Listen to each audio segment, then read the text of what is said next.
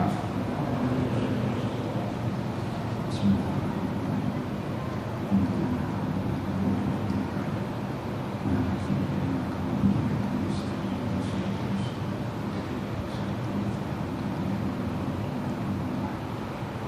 Bismillahirrahmanirrahim. Alhamdulillahirabbil alamin wassalatu wassalamu ala asyrafil mursalin sayyidina Muhammadin wa ala alihi wa sahbihi ajma'in.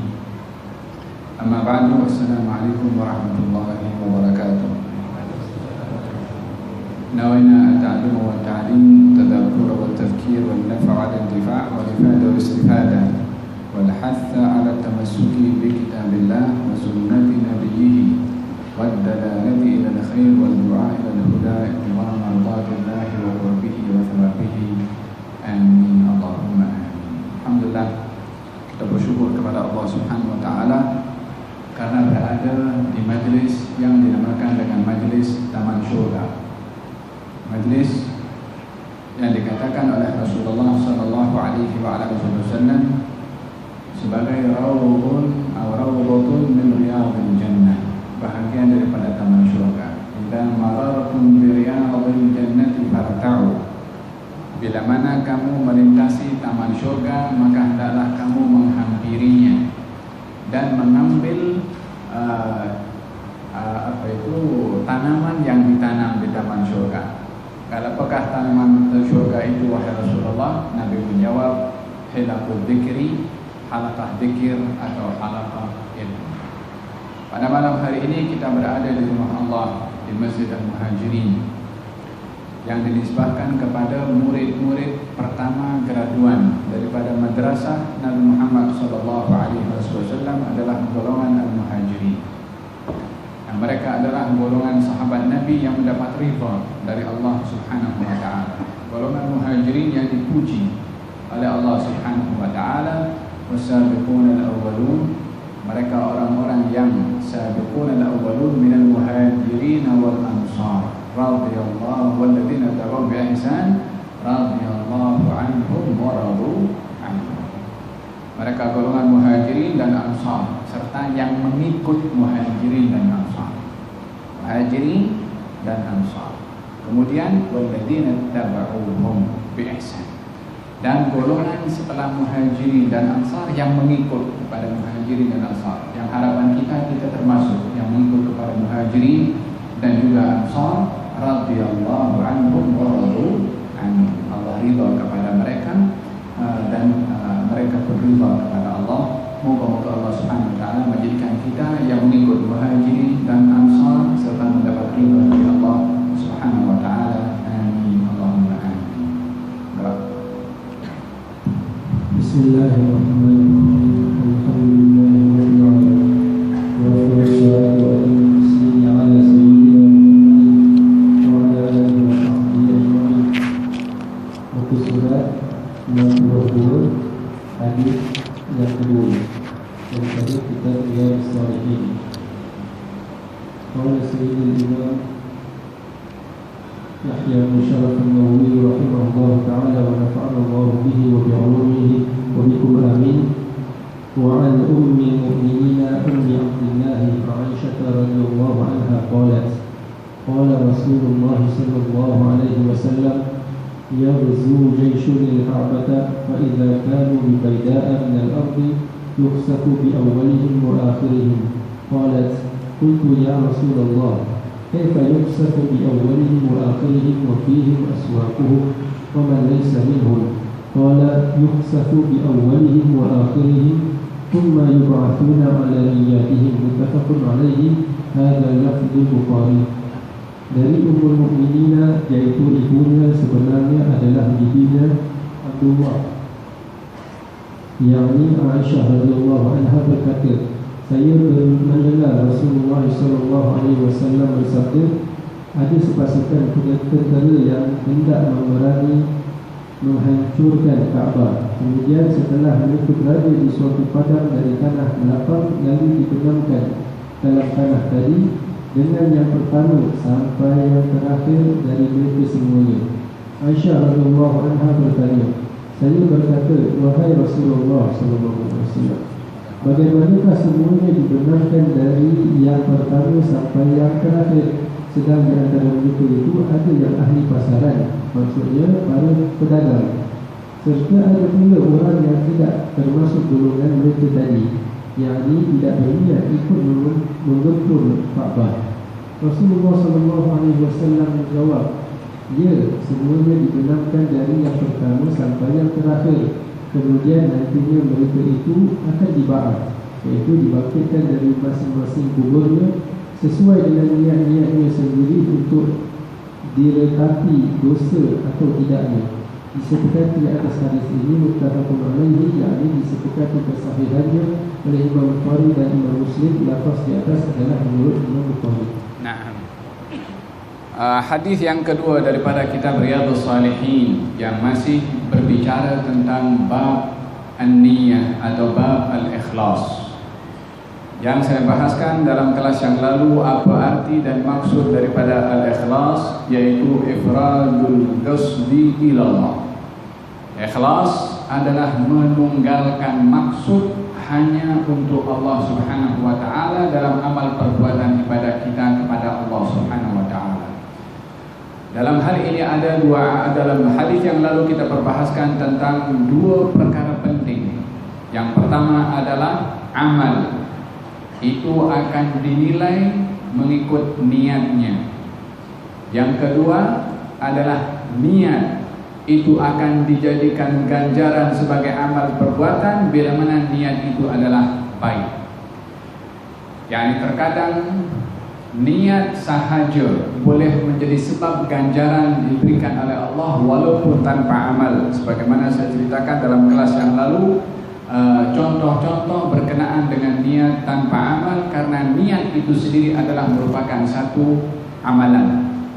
Akan tetapi amalan lahiriah ini adalah memerlukan kepada niat yang tidak akan bernilai, tidak akan berkualiti amal perbuatan seseorang kecuali bila mana niat amal ibadah tersebut ditujukan semata-mata kepada Allah Subhanahu wa taala. Oleh sebab itu Allah berfirman dalam Al-Qur'an, "Wa ma umiru illa liya'budullaha mukhlishin." Mereka tidak diperintahkan kecuali menyembah kepada Allah, bukan menyembah saja, mukhlishin, mesti ikhlas di dalam ibadahnya. Kalau sekedar ibadah saja cukup, maka tak perlu disebut ikhlas. Tapi oleh kerana ibadah itu perlu kepada ikhlas, maka Allah sebutkan ibadah dan ikhlas. Wa ma umiru illa liya'budullaha mukhlishin. Arti mereka tidak diperintahkan melainkan untuk beribadah kepada Allah, menyembah Allah dengan ikhlas. Wa man kana yarju liqa'a rabbih falyamal 'amalan salihan wa la yusyrik bi ibadati rabbih ahada. Barang siapa yang ingin meraih ganjaran yang baik nanti dari Allah di akhirat, maka hendaklah dia beramal di dunia. Falyamal 'amalan salihan, yang nak ganjaran di akhirat, beramallah dengan amal baik di dunia, wala yusyrik bi ibadati rabbih ahada, dan jangan menyekutukan bersama dengan Allah di dalam ibadah orang itu. yakni tidak menyekutukan sembahannya, tidak menyekutukan niatnya di dalam hati ini, melainkan semata-mata untuk Allah Subhanahu wa taala. Ini hadis yang pertama yang kita bahaskan dalam kelas yang lalu. Hadis yang kedua diriwayatkan daripada Ummul Mukminin Ummu Abdillah. Al-Imam Nawawi meletakkan dua gelaran untuk Siti Aisyah radhiyallahu anha wa ardaha. Yang pertama Ummul Mukminin, yang kedua Ummu Abdillah, ibu kepada Abdillah. Apakah Ummul Mukminin? Apakah Ummu Abdillah? Ummul Mukminin gelaran yang diberikan oleh Allah Subhanahu wa taala kepada istri-istri baginda Rasulullah sallallahu alaihi wasallam. An-nabiyyu aula bil mu'minina min anfusihim wa azwajuhu ummahatuhum. An-nabi, seorang nabi lebih diutamakan berbandingkan kepada diri orang-orang yang beriman, dan istri-istri nabi ummahatuhum, ibu kepada kaum mukminin. yakni berperingkat ibu kepada seluruh orang yang beriman. Makanya mereka para sahabat bila mana memanggil kepada istri-istri baginda Rasulullah, bila bertanyakan soalan dan seterusnya, mereka memanggil Ummul Mukminin. Sebab itu adalah gelaran yang diberikan oleh Allah Subhanahu wa taala. Oleh karena istri-istri baginda Rasulullah bergelar ibu kepada orang-orang yang beriman, maka tak seorang pun boleh menikah dengan istri baginda Rasulullah setelah wafatnya Rasulullah.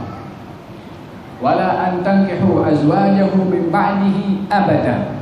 Dalam Al-Quran dan surat Al-Ahzab Allah berfirman, tak boleh ada sesiapa yang menikahi istri-istri Rasulullah setelah wafatnya Rasulullah.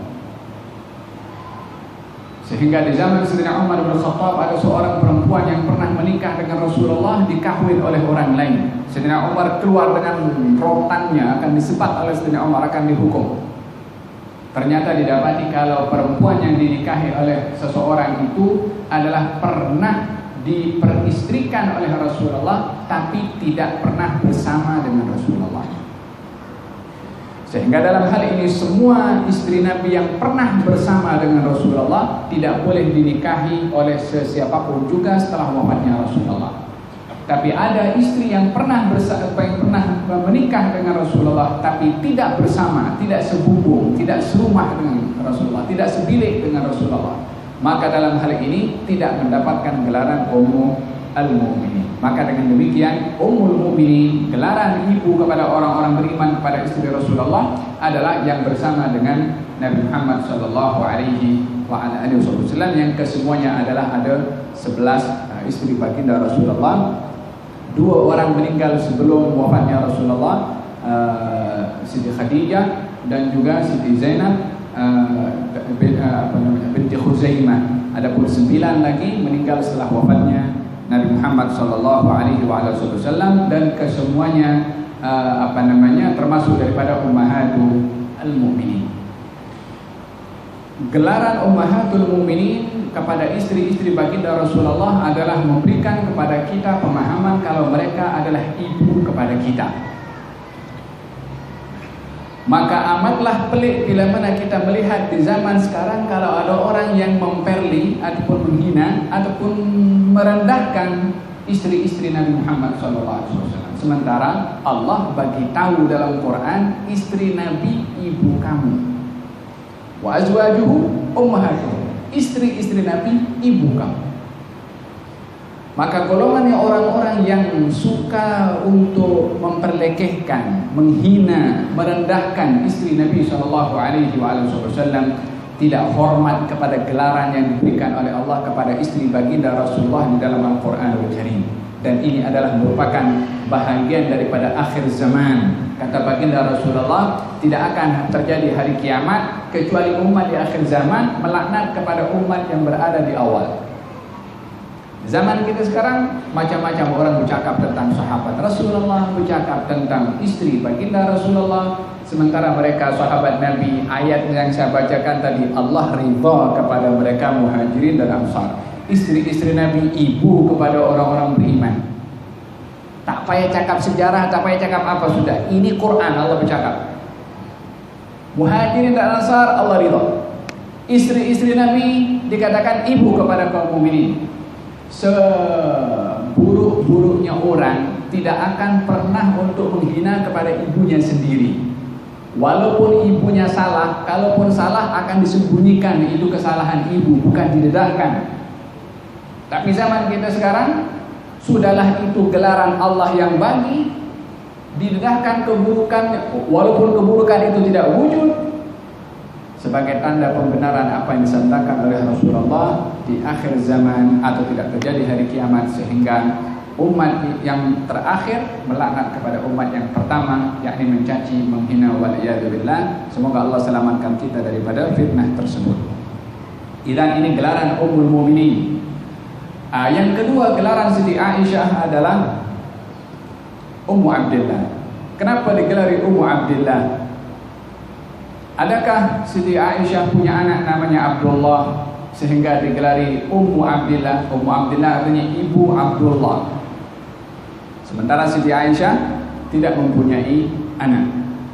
Memang ada perbezaan yang mengatakan pernah keguguran dan seterusnya. Falhasil, terlepas daripada apa yang menjadi perbezaan ahli sirah tentang adakah pernah hamil keguguran ataupun tidak, tapi semua bersepakat kalau Siti Aisyah tidak mempunyai zuriat bersama dengan Nabi SAW. Demikian juga istri-istri Nabi yang lain kecuali daripada Siti Khadijah radhiyallahu anha wa ardaha, dan juga Ibrahim yang merupakan anak kepada Maria Al-Qibtiyah. Dan lalu daripada mana gelaran Ummu Abdillah diberikan kepada Siti Aisyah, dan siapa yang memberi gelaran tersebut? Yang memberi gelaran kepada Siti Aisyah dengan Ummu Abdillah adalah Nabi Muhammad SAW. Disebabkan Siti Aisyah mempunyai anak murid. Anak murid itu adalah anak saudaranya, anak kepada saudara Siti Aisyah bernama Asma binti Abi Bakar. Asma binti Abi Bakar dikahwin oleh Zubair ibn al-Awwam. Zubair ibn al-Awwam sepupu kepada Rasulullah sallallahu alaihi wasallam, pada masa yang sama sepupu kepada Siti Khadijah. Sebab Awwam itu adalah saudara dengan Khuwailid, ayah Siti Khadijah. Jadi Siti Khadijah cousin dengan Zubair, Rasulullah juga cousin dengan Zubair, disebabkan oleh karena ibunya Zubair adalah Siti Sofiyah binti Abdul Muttalib, saudara ayahnya Nabi SAW. Zubair ibn al-Awwam kahwin dengan Asma, anak kepada Sayyidina Abu Bakar. Lahir Abdullah ibn Zubair. Abdullah ibn Zubair lahir adalah muhajirin pertama yang lahir di Mekah, yang lahir di Madinah. Ketika baginda Rasulullah menyuruh kaum muslimin berhijrah sampai di Quba, Asma binti Abi Bakar yang sedang hamil. Subhanallah, perjalanan 1 minggu daripada Mekah menuju ke Madinah dalam keadaan hamil. Hamilnya bukan hamil muda, hamil tua. Karena tak lama daripada sampai di Quba melahirkan, yakni lebih kurang hamilnya hamil 9 bulan. Kita sekarang hamil 9 bulan tak boleh naik kapal terbang. Zaman itu hamil 9 bulan pergi ke Madinah, perjalanan 1 minggu perjalanan. Sampai di Madinah, di Quba lahir. Waktu itu Rasulullah berada di Madinah, saya ingat. Ya. Siti Asma, Nabi sampai dulu, Siti Asma kemudian. Di Quba Siti Asma melahirkan, kemudian Siti Asma mengatakan, jangan ada siapa yang buat kepada anakku dengan sesuatu pun sebelum dibawa anakku pergi jumpa dengan Rasulullah SAW. Tak disusui, tak diberi apa, bawa pergi Nabi. Dibawa kepada Rasulullah, diambil oleh Rasulullah, diambilkan korma, digigit sampai halus, baru ditahnik oleh Nabi SAW. Sehingga katanya, pertama yang bercampur dengan tubuh badan anak aku adalah ludahnya Nabi Muhammad SAW. Bukan sembarang ludah, tidak dipandang dengan mata sebelah ludah.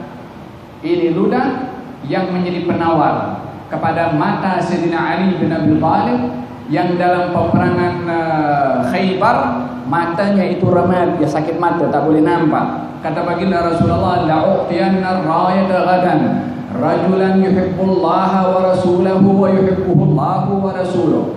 Aku akan berikan bendera ini kepada orang yang cintakan Allah dan Rasulnya, dicintai oleh Allah dan Rasulnya. Maka kata Sayyidina Umar bin Khattab, Nabi waktu itu bagi tahu hari ini, esok akan diberikan. Esok hari, kata Sayyidina Umar malam itu mengatakan, wallahi ma tamannaitul imarata mundu dakhaltul Islam illa tilkal laila. Demi Allah, aku tak pernah mengimpikan untuk meraih kepimpinan kecuali malam itu. Setelah aku masuk Islam, aku tidak lagi gila puasa. Kecuali malam itu aku gila puasa, nak puasa itu. Pasal apa? Bukan nak puasanya, gelarannya yang Nabi beritahu, cinta Allah dan Rasul, dicintai Allah dan Rasul. Itu yang akan pegang bendera. Tak ditengok benderanya, tapi sifat kepada pemegang bendera itu. Cinta Allah dan Rasul, dicintai oleh Allah dan Rasul. Kata Sayyidina Umar, malam itu aku nak pegang itu bendera. Sebab apa? Gelaran yang diberikan oleh baginda Rasulullah. Keesokan hari semua pada berdiri, sebahagian meninggikan dengan dengan jari-jarinya supaya nampak tinggi, dipanggil oleh baginda Rasulullah. Kata baginda Rasulullah, "Aina Ali?" Nah, Sayyidina Ali baru sampai dari Madinah sebab sakit mata. Kata sahabat, "Ya Rasulullah, sakit mata." Ke bawah. Gal diludahi oleh Nabi tangannya dan usap pada muka kepada mata Sayyidina Ali. Maka seketika itu dia sembuh dan tak pernah lagi sakit mata. Faham dong? Ini ludahnya orang yang paling mulia di atas muka bumi ini. Sayyidina Abu Bakar As-Siddiq radhiyallahu anhu warḍah ketika berhijrah dengan Rasulullah, kakinya dipatuk ular. Disebabkan beliau masuk ke dalam gua itu, kata Sayyidina Abu Bakar, "Ya Rasulullah, kamu tunggu sekejap, aku nak pergi periksa itu gua." Masuk ke gua Gua Thawr, diperiksa ada beberapa lubang. Maka dia khawatir lubang ini adalah lubang binatang atau apa, dikoyak sedikit daripada kainnya untuk tutup lubang. Ada satu lubang yang masih belum ditutup sebab kehabisan kain nak tutup, maka ditutup dengan kakinya. Ketika ditutup dengan kakinya, di dalam lubang itu ada ular. Maka dipatuk kaki Sayyidina Abu Bakar berkali-kali, enggan untuk menggerakkan kakinya karena Nabi SAW sedang tidur di pangkuan Sayyidina Abu Bakar Siddiq. Ini dipatuk ular padang pasir. Ditahan sakitnya itu sampai beliau menitiskan air mata. Air mata itu dititiskan bukan sedih, bukan tahan sakit. Sampai air matanya menitis mengenai kepada wajah Nabi SAW yang tidur, tak terasa. Sehingga Nabi bangkit dulu. "Malak ya Abu Bakar, kenapa kamu wahai Abu Bakar?" Kata Sayyidina Abu Bakar, "Ya Rasulullah, kaki aku dipatuk ular." Kata Arini, "Ya." Tunjukkan pada aku. Tunjukkan, dia ambil dengan ludah Nabi SAW, diusap dengan ludah Nabi SAW. Fahim dong, hada Sayyidina Abu Bakar, wadak Sayyidina Ali bin Abi Thalib. Kesaksian daripada Urwah bin Mas'ud Al-Thaqafi, juru runding yang dihantar oleh Quraisy untuk berunding dengan Rasulullah dalam perdamaian Sulhul Hudaybiyah di Bukhari, dalam hadis Al-Bukhari. Setelah berunding, balik ke Mekah. Dia mengatakan kepada orang Quraisy, "Ya qaum, wahai kaum aku sudah datang pergi jumpa dengan Kisra di Persia. Aku sudah datang berjumpa dengan Kaisar di Romawi. Aku tak tengok orang sanjung orang lain macam mana sahabat Muhammad sanjung kepada Muhammad. Aku tidak tengok dia menyuruh, melainkan sahabatnya berebut nak penuhi suruhannya. Aku tidak tengok dia berwudu kecuali mereka berebut nak bekas wudunya. Dan aku tidak tengok dia meludah, melainkan semua akan berebut untuk mengambil ludahnya." Ini siapa yang berbuat? Golongan yang Allah ridha kepada mereka. Tak ada dikatakan melampaui batas. Di Bukhari diceritakan demikian untuk menunjukkan bagaimana hebatnya Nabi Muhammad SAW dan juga kedudukannya serta berkatnya baginda Rasulullah sallallahu alaihi wa ala alihi wasallam. Dalam hadis ini diceritakan tentang Abdullah ibn Zubair yang ditahnik oleh Nabi sallallahu alaihi wasallam. Siti Aisyah digelari dengan Ummu Abdillah, nisbah kepada Abdullah ibn Zubair, anak saudara kepada Siti Aisyah dan murid juga kepada Siti Aisyah. Maka Nabi menggelari Siti Aisyah dengan Ummu Abdillah, yaitu Abdullah ibn Zubair. Ibu Abdullah adalah Asma binti Abi Bakar As-Siddiq. Kemudian Aisyah, Siti Aisyah ghaniyun anit ta'rif, umpama matahari yang tidak perlu untuk diceritakan panjang lebar berkenaan dengan sejarahnya, karena matahari tidak perlu untuk ditunjuk itu adalah matahari karena masyhurnya Siti Aisyah berbandingkan kepada istri-istri Nabi yang lain daripada beberapa perkara. Yang pertama, ilmunya. Beliau adalah pensyarah kepada sahabat-sahabat Nabi yang lain juga. Siapa yang mengatakan Islam ini adalah pilih kasih atau menganggap wanita itu masyarakat nomor 2, sebagaimana tuhmahan yang dituhmahkan kepada Islam yang tidak mengambil kira atau tidak mengambil hormat kepada kaum wanita. Gal baginda Rasulullah SAW bersabda, "Khudhu nisfa ilmi dinikum min hadhil humairah." Ambillah separuh ilmu kamu itu daripada si merah pipi ini. yakni memanggil kepada istrinya dengan panggilan yang bahasa sekarang panggilan romantis. Nabi panggil kepada istrinya dengan panggilan yang romantis. Bukan nak tunjuk romantiknya Nabi kepada orang, tak, supaya orang belajar. Bila mana panggil kepada orang rumahnya, panggillah ada panggilan yang manis sikit, panggilan yang indah, panggilan yang disenangi. Karena Nabi kita pun juga demikian sikapnya kepada ahli keluarganya. Nabi mengatakan, kau nak belajar ilmu, belajar dengan ini. Menjadi pensyarah pada kurun pertama, orang yang waktu itu membunuh anak perempuan hidup-hidup, orang yang waktu itu tidak menganggap sama gender sebagai yang sekarang banyak dipertikaikan, tapi Nabi bersabda, ambillah ilmu separuh daripada ilmu kamu daripada Sayyidah Aisyah radhiyallahu anha, pensyarah daripada kaum wanita pertama di zaman Nabi SAW. Apakah bukti yang lebih jelas lagi daripada pemberitahuan Rasulullah untuk belajar di dalam menunjukkan kedudukan wanita di dalam agama? Pada kurun itu juga Nabi sudah menunjuk seorang perempuan sebagai pensyarah. Memang ada adab-adabnya. Dalam Al-Quran Allah Subhanahu Wa Taala berfirman, kalau kamu ingin bertanya kepada istri-istri Nabi, bertanyalah di belakang hijab. Yani ada batasan-batasan tertentu, bukan terus tanpa ada adab-adab dan sopan santun. Idza sa'altumuhunna mata'an fas'aluhunna min wara'i hijab. Kalau kamu nak bertanya, nak minta sesuatu, minta di belakang tabir, di belakang tirai. Ada adab-adab yang diajar. Tapi tetap as-sahabah setelah wafatnya Rasulullah datang kepada Siti Aisyah untuk bertanya beberapa soalan. Bahkan bila mana ada beberapa sahabat yang mengeluarkan pandangan-pandangan tertentu yang lain dengan apa yang dipahami oleh Siti Aisyah berani untuk menegur demi untuk menegakkan kebenaran. Di dalam menyampaikan ataupun memperbetulkan pandangan orang lain, bermakna beliau seorang yang alim atau alimah sehingga berani untuk meluruskan pandangan orang lain. Kalau tidak, beliau tak akan berkata demikian. Dan dalam hal ini Siti Aisyah dikenali sebagai seorang ahli faraid, pandai dalam ilmu faraid, pandai dalam ilmu syair. Sehingga dikatakan, aku pernah mendengar fulan berceramah, tetapi aku ketika mendengar Aisyah berceramah, aku tidak pernah melihat orang sefasih beliau ketika berceramah. Bahasanya itu indah, sebutan Arabnya itu adalah fasihah. Sayyidah Aisyah radhiyallahu anha warḍah. Dan juga pandai dalam ilmu sains, ilmu kedokteran. Ada berapa ilmu tadi?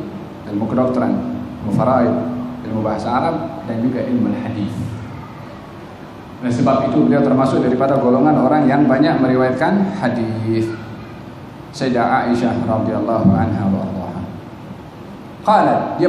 Beliau berkata, qala Rasulullah sallallahu alaihi wasallam, yaghzu jaisul Ka'bah. Bercerita Sayyidah Aisyah tentang perkara yang akan berlaku di akhir zaman. Akan adanya tentera yang datang untuk menyerang Al-Ka'bah. Sehingga sampai kepada satu kawasan namanya Baida. Al-Baida itu satu padang lapangan antara Mekah dengan Madinah. Maka Allah Subhanahu wa taala tenggelamkan semua, daripada hujung tentera sampai hujung tentera, semuanya ditenggelamkan. Yani ditelan bumi, khalas, habis semua, mati. Maka Siti Aisyah bertanya, ya Rasulullah, bagaimana mereka ditenggelamkan semua sementara di antara mereka ada orang yang mungkin ikut bersama bukan tujuannya untuk menghancurkan Ka'bah, bagaimana dihukum oleh Allah Subhanahu wa taala? Maka Nabi menjawab, mereka akan dibangkitkan nanti dinilai dengan niat masing-masing. Hadirin dan hadirat yang dirahmati oleh Allah, di antara mukjizat Rasulullah SAW melalui hadis adalah at-tanabbu'at. Tanabbu'at, berita-berita yang akan terjadi di akhir zaman. Di antara tanabbu'at yang terjadi di akhir zaman adalah baginda Rasulullah pernah bercerita bahwasanya di akhir zaman nanti atau tanda-tanda kiamat nanti adanya gedung-gedung pencakar langit. Waktu itu di Madinah bangunan paling tinggi hanya berupa tingkat sahaja, tak ada lift, tak ada. Sekarang 80 tingkat dalam berapa menit saja boleh sampai ke atas. Baginda Rasulullah bersabda, di akhir zaman,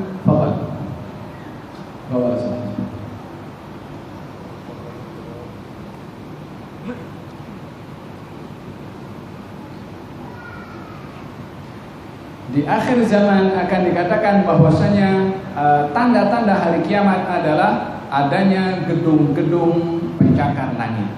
Walaupun waktu itu belum ada, tapi ada di zaman kita sekarang.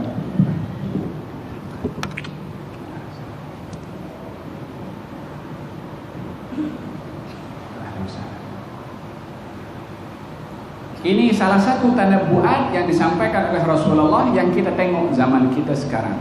Yang ini kita belum melihat, tetapi kita percaya disebabkan yang memberitahukan kepada kita adalah orang yang tidak pernah bercakap dusta, yang bercakap melalui wahyu sentiasa, yaitu Nabi Muhammad SAW.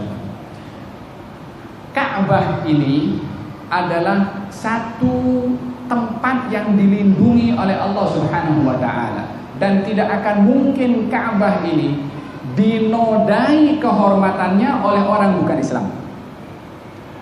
Jaminan yang diberikan oleh Allah Subhanahu wa taala untuk Ka'bah itu sentiasa dijaga, tidak dinodai oleh orang bukan Islam, akan dijaga.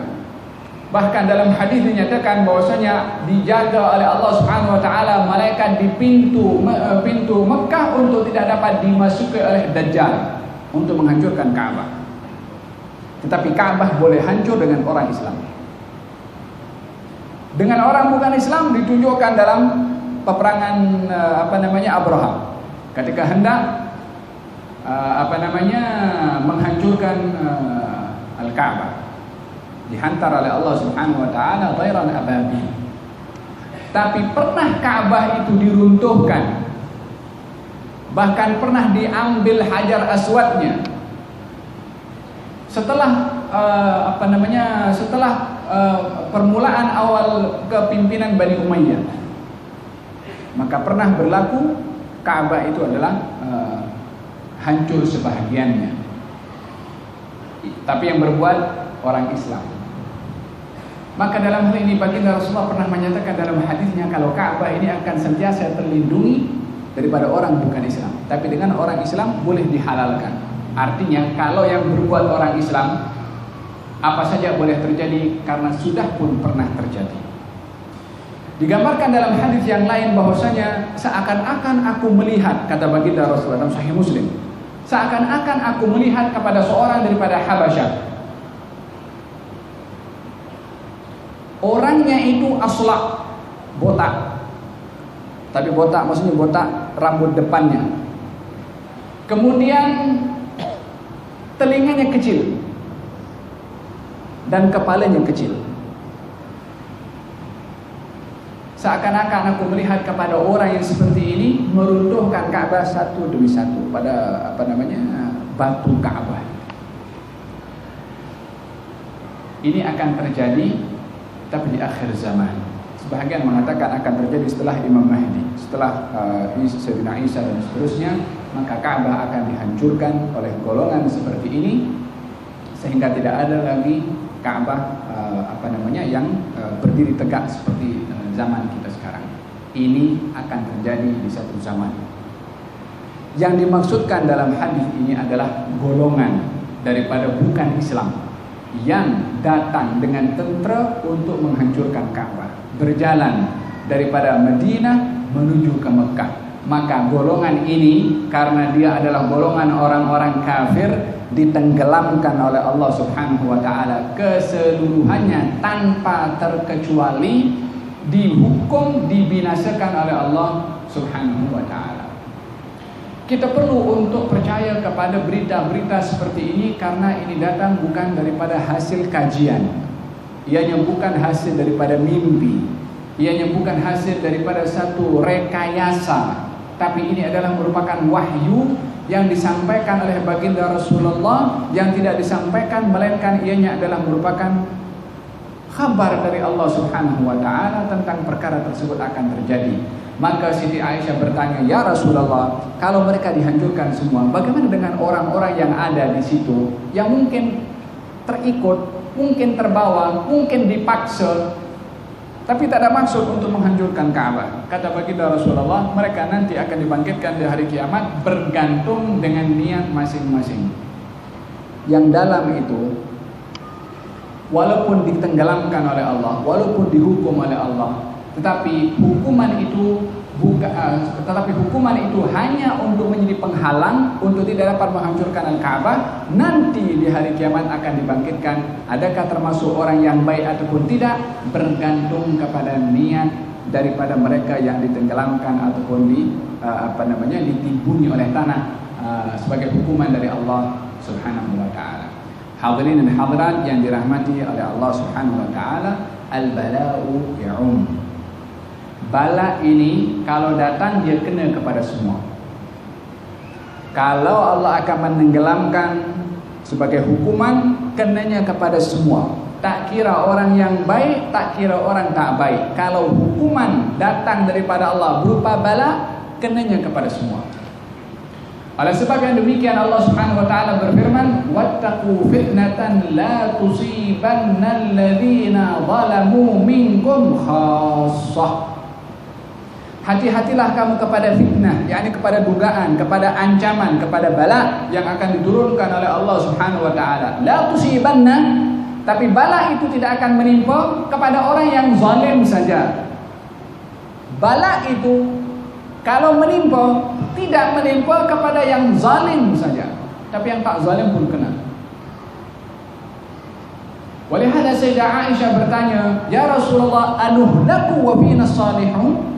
Adakah kami juga akan dibinasakan? Yakni bala itu kalau datang kena kepada kami, sementara di tengah-tengah kami ada orang yang saleh, orang-orang beribadah kepada Allah, yang taat kepada Allah, kena bala juga. Kata baginda Rasulullah, "Idza kasural khabath."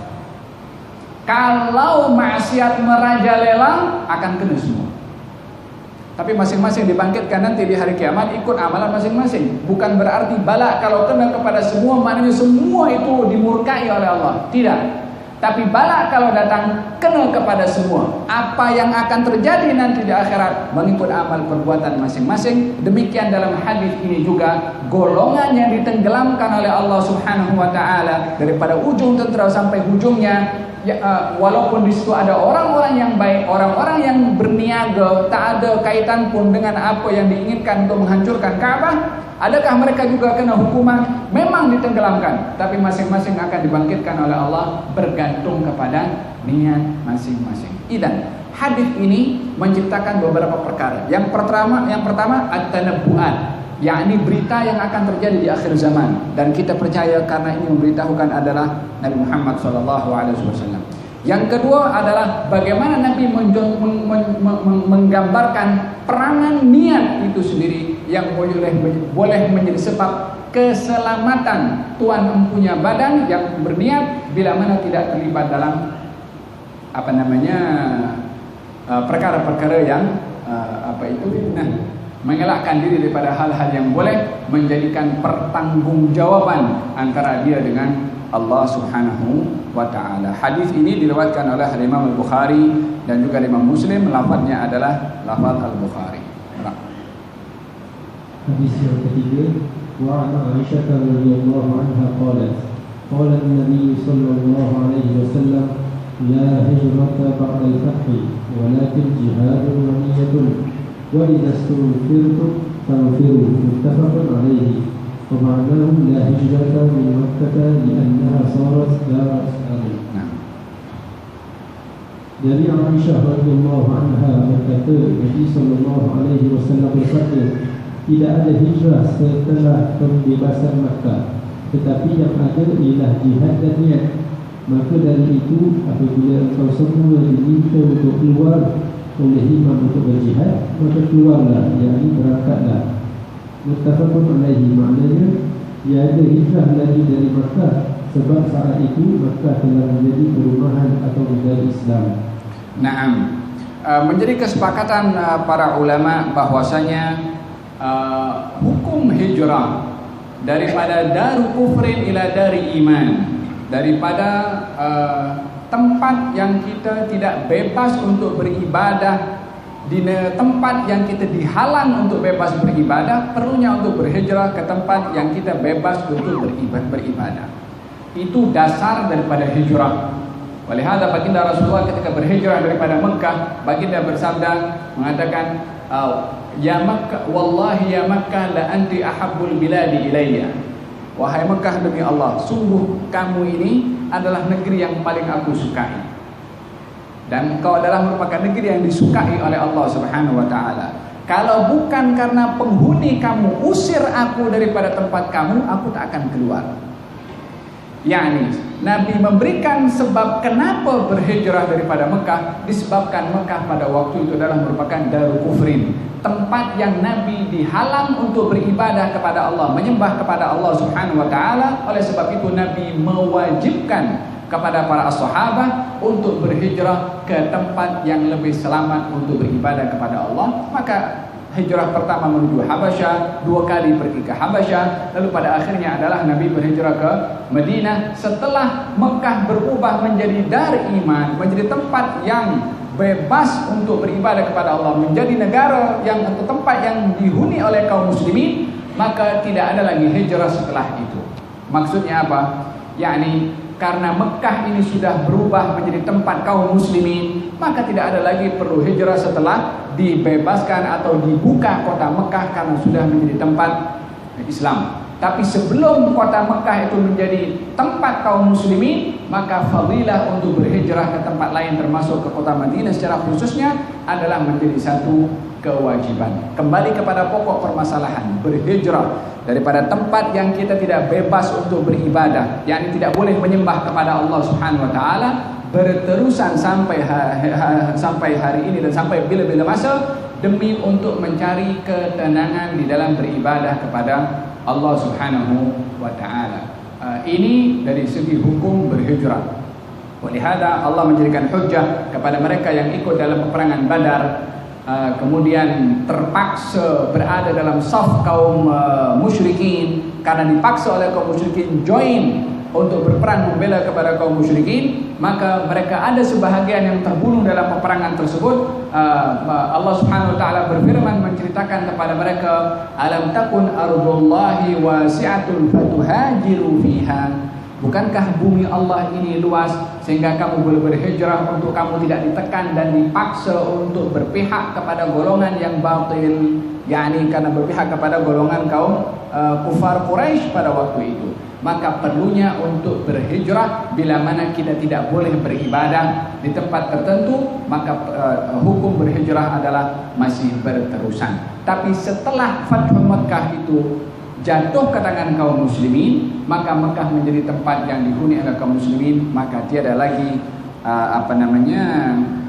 fadilah untuk berhijrah setelah Fathu Makkah menjadi kota kaum muslimin. Walakin jihadun wa niyyah, akan tetapi yang berkekalan itu adalah jihad dan juga niat. Dua perkara untuk mendapatkan fadilah al-hijrah. Untuk mendapatkan fadilah al-hijrah, yaitu dengan jihad dan juga niat, mengikut syarat-syaratnya dan kaedah-kaedahnya yang ditetapkan dalam hadis-hadis Nabi Muhammad sallallahu alaihi wa ala alihi wasallam. Dan dalam hal ini, hadis yang kedua, Nabi meletakkan bagaimana peranan niat itu Peranan niat itu boleh mengangkat darjat seseorang untuk mendapatkan fadilah di dalam berhijrah kepada Allah Subhanahu wa taala dan juga Rasulnya. Maksud niat di sini adalah sentiasa menghadirkan niat untuk perkara-perkara yang baik agar supaya dengan niat itu mendapatkan ganjaran, walaupun terkadang perbuatan yang diniatkan belum dilakukan tapi diganjar karena niat itu adalah merupakan amalan hati. Gerak.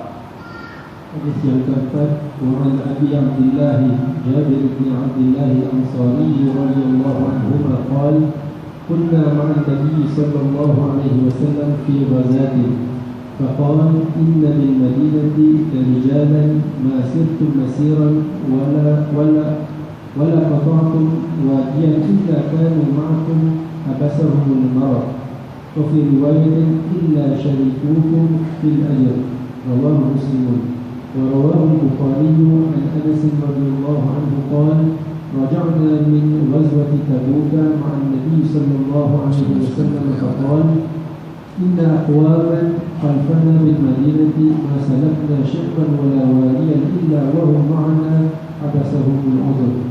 Dari Abu Abdullah yaitu Jabir bin Abdullah al-Ansari radhiyallahu anhu berkata, kita berada bersama Nabi SAW dalam suatu peperangan, iaitu perang Tabuk. Kemudian beliau, Rasulullah SAW bersabda, sesungguhnya di Madinah itu ada beberapa orang lelaki yang engkau semua tidak menempuh suatu perjalanan dan tidak pula menyeberangi suatu lembah melainkan orang-orang tadi ada bersamamu, yakni sama-sama memperoleh pahala. Mereka itu terhalang oleh sakit, maknanya andai kata tidak sakit pasti ikut berperang. Dalam suatu riwayat dijelaskan, melainkan mereka yang tertinggal itu berserikat denganmu dalam hal pahalanya. Riwayat Muslim. Hadis sebagaimana di atas juga diriwayat oleh Imam Bukhari dari Anas radhiyallahu anhu, Rasulullah sallallahu alaihi wasallam bersabda, kita kembali dari perang Tabuk bersama Nabi SAW.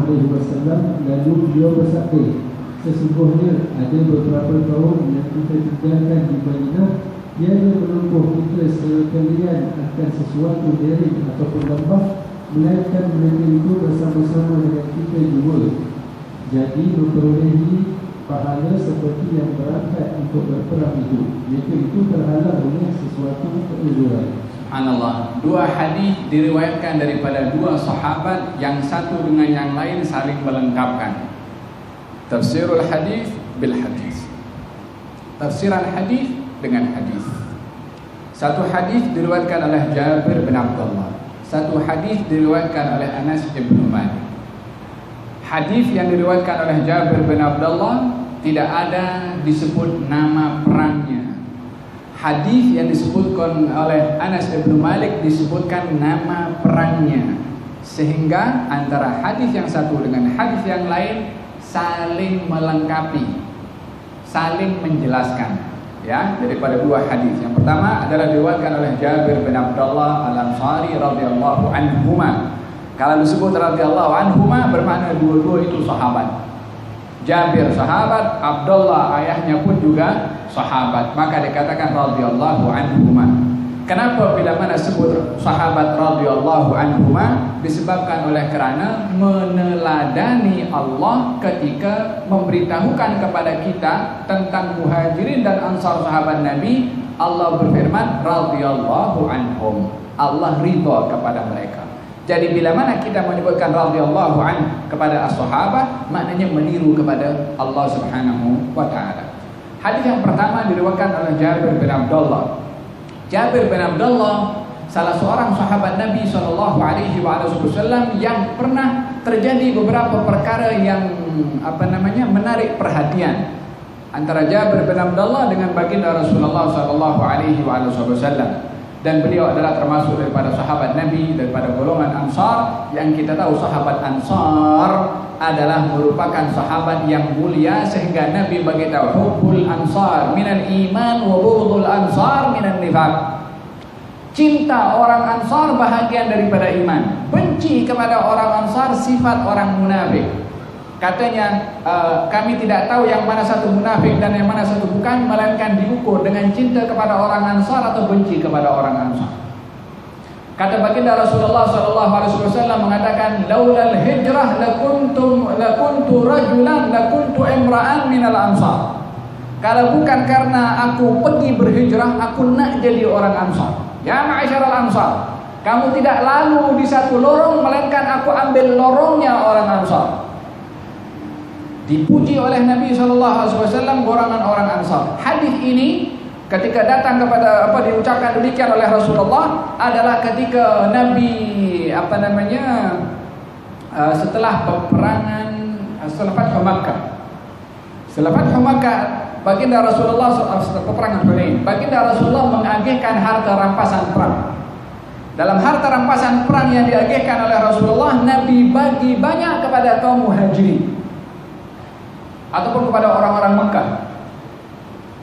Maka sebahagian hati daripada anak-anak muda, daripada orang Ansar ini kecil hati. Macam mana dia bagi lebih kepada orang kampungnya, kalau bahasa sekarang. Orang Mekah dibagi lebih. Maka mula bising, sampai berita kepada baginda Rasulullah.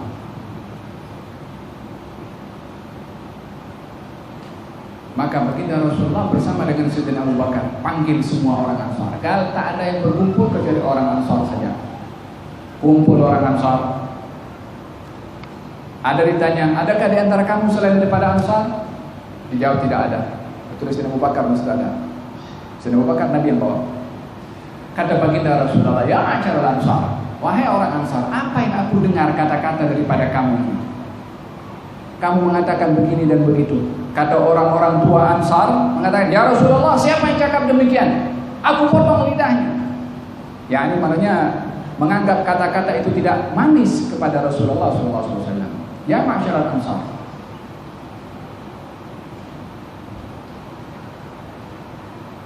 bukankah kamu dahulu berada dalam keadaan tidak mendapatkan hidayah dan Allah beri hidayah kepada engkau sebab aku?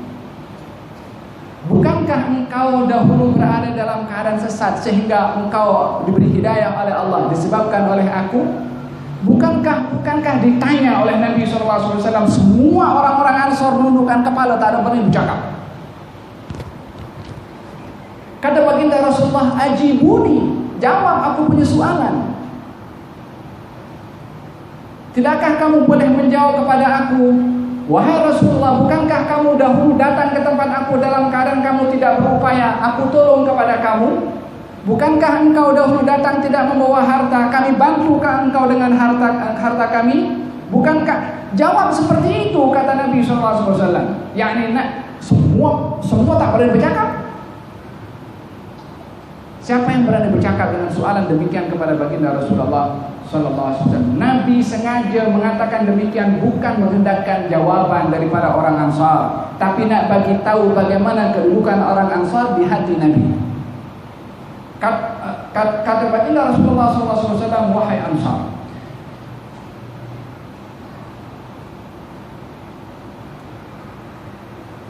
tidakkah kamu itu suka orang Mekah balik membawa harta sementara kamu balik ke Madinah membawa Nabi Allah, membawa Rasulullah? Tidakkah kamu suka mereka kembali dengan harta masing-masing, dengan kambing, dengan apa semua, kamu bawa Rasulullah ke Madinah? Semua orang Ansar tak pernah bercakap, mereka menitiskan air mata semua karena melihat kepada teguran Nabi Muhammad SAW. Katanya, kalau bukan karena hijrah aku nak jadi orang Ansar. Kalau kamu wahai Ansar lalu di sebuah lorong, aku akan lalu lorongnya orang-orang Ansar. Demikian kata baginda Rasulullah. Mereka mengatakan, ya Rasulullah, kami beriman dan kami beriman, yakni memohon maaf akan tindakan sebahagian daripada golongan anak-anak muda yang panas barang sedikit. Ini yang memberikan satu komentar yang tidak disukai oleh baginda Rasulullah SAW. Mereka orang-orang Ansar yang mulia kedudukannya di sisi baginda Rasulullah, salah seorang adalah Jabir bin Abdullah. Kalau satu hari baginda Rasulullah berjalan dengan Jabir bin Abdullah dalam satu peperangan. Dalam satu peperangan, Jabir bin Abdullah ini jalan seorang-seorang di belakang. Disebabkan oleh karena onta Jabir ini ontanya lemah, slow. Tak tahu mungkin apa karena tua atau karena sakit, Allahu a'lam. Yang penting ontanya slow. Yani kalau kereta bukan kereta yang canggih, bukan yang laju. Maka Jabir bin Abdullah berada di belakang, didapati Rasulullah ada di belakangnya Jabir bin Abdullah.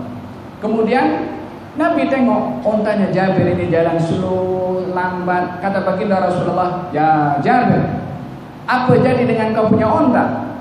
Kata Jabir mengatakan, "Tak tahu ya Rasulullah, ini ontanya lemah." Maka Nabi ambil guna tongkatnya, ditusuk onta Jabir sikit oleh Nabi SAW. Itu onta berjalan laju, yang di depan didahului oleh Jabir bin Abdullah. Laju ontanya, diiringi oleh Nabi SAW. Dalam ketika berjalan bersama dengan Rasulullah, Jabir ditanya, "Ya Jabir, kau dah kahwin?" Kata Jabir mengatakan, "Sudah." Ini jalan berdua. Yani sahabat yang lain sudah ada di depan sana jauh. Nabi sedang berjalan dengan Jabir bin Abdullah. Tidak sombong, sembang-sembang juga dengan kawannya. Walaupun Nabi adalah orang yang mulia kedudukannya, tapi juga ambil hati orang. Jalan seorang-seorang, ditemani oleh baginda Rasulullah. Ditanya pula, "Ya Jabir, kau dah kahwin?" "Sudah." "Dengan janda atau dengan anak darah?" Jabir bin Abdullah mengatakan, "Dengan janda ya Rasulullah." Kata Nabi, "Kenapa tak kawin dengan anak darah?" Kata Jabir, "Ya Rasulullah, ayah saya meninggal dunia syahid. Abdullah meninggal dalam peperangan Uhud, meninggalkan banyak anak yang masih kecil-kecil. Saya perlu seorang perempuan yang boleh merawat kepada adik-adik saya yang kecil." Yani kalau perempuan yang ada pengalaman senang nak menjaga budak-budak, tapi yang kalau anak darah bukan berdidik jadi bergaduh. Kata baginda Rasulullah, "Asabta, betul kau punya tindakan." Kemudian berjalan. Dalam perjalanan itu baginda ditanya, Jabir bin Abdullah ditanya, "Wahai Jabir, nanti kamu balik rumah nanti tentunya istri kamu menyediakan persediaan di rumah dan seterusnya." Nabi ajak sembang. Pada masa yang sama Nabi ambil berat nak tahu keadaan temannya itu macam mana, oke ke tak oke ke. Ambil berat, ambil tahu supaya apa yang boleh ditolong, bukan tak ada sifat ego atau pentingkan diri sendiri, tak ambil berat pasal kawan. Nabi tanya kepada Jabir bin Abdullah, "Rumah kamu apa kena-mengena?" Nabi nak tanya pasal tilam, pasal bantal, pasal kalau bukan nak ambil berat tentang keadaan, nak tahu keadaan temannya itu macam mana. Nabi sebut masalah tilam, Nabi sebut tentang masalah bantal. Sebab apa? Nak tahu orang ini susah atau tidak. Kalau susah mau dibantu oleh Nabi SAW. Kata Jabir, "Ya Rasulullah, di rumah aku tak ada tilam." Yakni tidur apa adanya. Artinya orang ini susah. Nabi dah dapat jam, oke? Orang ini susah. Lepas tu Nabi tanya, "Ya Jabir, kau boleh ke onta kamu ini dijual kepada aku?" Kata Jabir, "Ya Rasulullah, tak payah jual, aku bagi kepada engkau." Kata baginda Rasulullah, "Tak, aku nak beli." Kata Jabir bin Abdullah, "Kalau memang nak beli, berikan harganya berapa?" Kata Nabi, 1 dirham. 1 dirham ini. Kata Jabir bin Abdullah, "Ya Rasulullah, kalaupun nak dibeli juga oleh engkau, tak mau diterima aku bagi hadiah. Kalaupun nak dibeli, bukanlah harganya 1 dirham. Oke, kalau itu 2 dirham." Sembang, gurau, tak tunjuk macam kaku dalam pergaulan. Ada juga gurau-gurau baginda Rasulullah SAW. Sehingga kata Jabir bin Abdullah, dinaikkan lagi sampai kepada 400 dirham. Sampai ke Madinah, Jabir bin Abdullah bawa itu, Nabi masuk ke masjid. Jabir bin Abdullah sampai di rumahnya, lepas itu keluar balik daripada rumah, bawa itu onta, diletakkan di hadapan masjid Nabi. Lepas itu ditinggalkan. Belum bayar lagi. Nabi keluar daripada masjid, nampak onta. Kata baginda Rasulullah, "Onta siapa ini?" Kalau onta Jabir bin Abdullah. Nabi ambil 400 dirham, berikan kepada satu orang, hantarkan ini 400 dirham, belian onta, bawa onta ini bagi kepada Jabir bin Abdullah. Supaya apa? Supaya kekurangannya di rumah itu dapat terpenuhi. Kalau itu ontanya dibeli, macam mana Jabir nak buat kerja, nak buat aktiviti kehidupan kesehariannya? Dibeli supaya nampak aziz, supaya tidak nampak minta, dengan jual. Lalu Nabi beri hadiah. Ontanya dibeli, setelah dibeli dihadiahkan balik oleh Nabi SAW kepada Jabir bin Abdullah. Ini Jabir bin Abdullah radhiyallahu anhu. Dalam peperangan Uhud, Jabir bin Abdullah termasuk orang yang memperjuangkan perasaannya melihat keadaan Nabi Muhammad SAW yang susah. Makanya saya katakan Jabir bin Abdullah ada kedudukan tersendiri di hati Rasulullah disebabkan perhatiannya kepada Rasulullah. Dan tidak ada orang yang memberikan perhatian lebih kepada Nabi melainkan dia diperhatikan oleh Nabi SAW dengan perhatian yang lebih. Tidak ada orang memberikan perhatian lebih kepada Nabi melainkan dia akan mendapatkan perhatian yang lebih juga daripada Nabi SAW. Dan sikap as-sahabah membuktikan, dan kedudukan para as-sahabah walaupun semua sahabat Nabi SAW, tapi kedudukannya di dalam keilmuannya di sisi Rasulullah berbeza satu dengan yang lain, mengikut sejauh mana mereka memberikan perhatian kepada Nabi Muhammad SAW. Abu Ayyub Al-Ansari pernah menjaga kemahnya Rasulullah SAW. Baginda Rasulullah keluar, Abu Ayyub, kenapa kamu jaga di sini? Kata Abu Ayyub mengatakan, aku jaga engkau wahai Rasulullah. Kata baginda Rasulullah, hafizakallah kama hafizta nabiyyah. Semoga Allah menjaga engkau seperti mana engkau menjaga nabi kamu.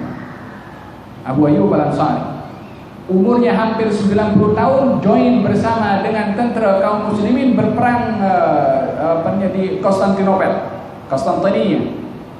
dan dia mengatakan, kalau kamu dapati aku waktu itu sudah tua, 90 tahun masih pegang senjata, 90 tahun pegang senjata.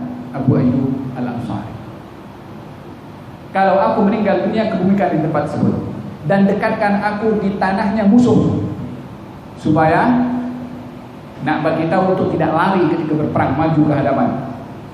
Maka Abu Ayyub meninggal dunia, dikuburkan di situ. Ramai kaum muslimin yang menguburkan. Ketika sibuk menguburkan, orang-orang yang Konstantin waktu itu melihat sibuknya kaum muslimin, ditanya apa mereka lakukan. Dan menguburkan salah seorang daripada sahabat nabinya. Maka salah seorang pemimpin daripada sana mengatakan, kami akan korek kuburnya dan akan kami cincang kubur orang itu. Kata pemimpin kaum muslimin, kalau kamu berani korek itu kubur orang itu, aku bantai semua kaum Kristen yang hidup di negara aku. Maka tak jadi. Sesuai dengan apa Nabi sabda, Allah menjaga kamu seperti mana kamu menjaga Nabi Allah Subhanahu wa taala. Dijaga sampai sekarang itu di Istanbul, sampai sekarang. Doa Nabi SAW. Jabir bin Abdullah pun sama. Ketika Jabir bin Abdullah melihat baginda Rasulullah bekerja dalam peperangan Uhud, Nabi mengangkat itu cangkul, pemecah batu. Ketika diangkat begini, nampak itu ada batu yang diikat di perut Nabi. Karena lapar. Ini perut kalau lapar dia kembangkan gas banyak. Semakin dia kembang, semakin terasa dia punya lapar. Maka diikat oleh Nabi dengan batu dan digunakan dengan dia punya kain pelikat ikat. Jabir bin Abdullah nampak itu, Allah, Nabi lapar. Waktu itu dalam peperangan Khandaq. Kata Jabir bin Abdullah, ya Rasulullah, izinkan aku balik rumah, ada hal sikit. Dia tak bagi tahu. Kata baginda Rasulullah, diizinkan. Waktu itu siapa saja yang berada di Khandaq nak balik ke Madinah mesti minta izin. Jabir bin Abdullah minta izin balik ke kota Madinah, bagi tahu kepada istrinya, aku nampak Rasulullah begini dan begitu. Cerita kepada istrinya. Ada makanan tidak? Gak ada makanan yang cukup untuk beberapa orang, 3-4 orang. Kata istrinya, panggil Rasulullah, suruh pilih 3-4 orang untuk makan. Jabir bin Abdullah sampai ke balik lagi Khandaq, dia senyap-senyap datang pergi Rasulullah, bisik-bisik, ya Rasulullah, di rumah ada makanan cukup untuk 3-4 orang. Pilih siapa saja 3-4 orang itu untuk datang ke rumah. Kata baginda Rasulullah, khairul wa barakah, insya Allah makanan yang membawa barakah. Nabi beritahu seorang, panggil semua orang yang ada di Khandaq ini dijemput di rumah Jabir bin Abdullah. Bukan 3-4 orang lagi yang datang. Jabir bin Abdullah mendengar suara itu melompat balik dulu pulang rumah dan beritahu kepada istrinya, Rasulullah panggil semua orang di Khandaq. Ini orang lapar semua. Kata istrinya, subhanallah, kita kalau tengok sejarah sahabat Nabi ini, tengok bagaimana mereka punya iman itu yang luar biasa. Subhanallah. Kata istrinya, engkau dah bagi tahu kepada Nabi kalau makanan cukup 3-4 orang. Kata Jabir, sudah aku bagi tahu, kalau begitu biar dia buat. Dia tahu apa yang dia buat. Taslim, serah apa semua bulat-bulat dengan apa yang dikatakan oleh Rasulullah SAW. Ini yang kita perlukan di zaman kita sekarang. Taslimul kamil, berserah secara 100% apa Nabi cakap itu yang benar, walaupun tak masuk di otak, walaupun tak masuk di akal. Satu hari ada Syekh Syekh Yudhkar cerita satu, ingat kepada satu yang lain. Hidangan pernah dimasak di hadapan Rasulullah, kaki kambing. Kaki kambing yang bagian depan. Kambing itu kakinya 2 saja kan, yang depan lah. Maka Nabi mengatakan, hati dirah, bagi kepada aku kaki kambing yang depan, bagi makan. Kata Nabi, ambil lagi 1 dirah, diambil lagi, makan. Nabi beritahu, bagi lagi kepada aku 1 dirah, yakni kaki kambing yang bagian depan. Sahabat itu beritahu, ya Rasulullah, kambing hanya punya 2 kaki saja. Nabi tersenyum. Kalau kamu diam, ambil saja, kamu akan dapat itu kaki kambing selagi aku minta. Pasal guna logik, memang kambing pun ada 2, akal kita cakap 2. Tapi kalau yang cakap itu Rasulullah, letak akal tepi situ. Ambil apa Rasulullah cakap. Sebab beliau sendiri yang bagi tahu, kalau kamu ambil saja, kamu akan jumpa itu kaki kambing selagi aku minta. Bukan kata 3-4, selagi aku minta, selagi itu kamu akan dapat. Supaya membenarkan apa yang Nabi cakap mesti benar. Itu yang kita perlukan. Taslim kamil, yakni istislam, serahkan semuanya kepada apa yang disampaikan oleh baginda Rasulullah SAW. Jabir bin Abdullah pun balik rumah bagi tahu kepada istrinya jawab demikian. Ramai kaum muslimin bergegas. Kata sahibus sirah ketika menceritakan nak masuk rumah Jabir bin Abdullah, mereka berebut. Nasib baik tak roboh di rumah Jabir bin Abdullah. Kata baginda Rasulullah, la tatadaghatu, jangan kamu berdesak-desakan, kamu akan dapat semua. Nabi yang menyuruh kepada Jabir bin Abdullah supaya tidak mengangkat itu tempat masak itu. Nabi ambil jadi ada 2, ada burma itu untuk masak daging yang dihancurkan. Di sini tahu macam nak masak roti naan ini, yang rotinya letak di atas. Diambil oleh Nabi, setiap rotinya dibagi 2. Di atas roti itu diambil daging yang dihancurkan di atas. Sekian banyak orang dilayan dengan tangan Nabi SAW. Ini tangan nak layan ini bukan mudah pun. Ini yang melayan adalah Sayyidul Khalqi Ajma'in, orang yang paling mulia di antara semua makhluk, layan kepada orang lain sampai semua makan. Dah ada siapa lagi? Gal tak ada, kecuali ahli keluarga Jabir bin Abdullah. Diambil lagi sebagian, dihantarkan ke rumah-rumahnya orang-orang Medina. Last sekali yang makan adalah baginda Rasulullah dengan keluarga Jabir bin Abdullah. Ingat, Jabir bin Abdullah salah seorang yang memberikan perhatian yang istimewa kepada baginda Rasulullah SAW, sehingga diperhatikan oleh baginda Rasulullah SAW. Dalam hadis ini Jabir bin Abdullah mengatakan bahwasanya baginda bersabda, sesungguhnya di Madinah ada golongan daripada kaum muslimin yang tidak ikut dalam peperangan waktu itu peperangan Tabuk, tetapi mereka yang tidak ikut dalam peperangan dapat ganjaran sama dengan orang yang berperang. Dapat ganjarannya bukan hanya fadilatul jihad saja, perjalanannya, langkah kakinya mereka para mujahidin menuju ke medan perang jihad, langkah kakinya yang juga diganjar oleh Allah, yang duduk diam di kota Madinah, yang tidak ikut berperang di kota Madinah, yang tak pergi kemana-mana, ganjaran langkah kakinya pun dapat, ganjaran jihadnya pun dapat, walaupun tak jihad, kakinya tak bergerak. Lalu bagaimana dapat ganjaran yang sama? Niatnya. Ini yang menunjukkan bagaimana kehebatan niat itu amat luar biasa, mendapatkan ganjaran langkah kaki menuju ke jihad dan ganjaran jihad walaupun tidak berjihad, karena niat nak join itu akan tapi tidak memungkinkan karena keadaannya adalah sakit.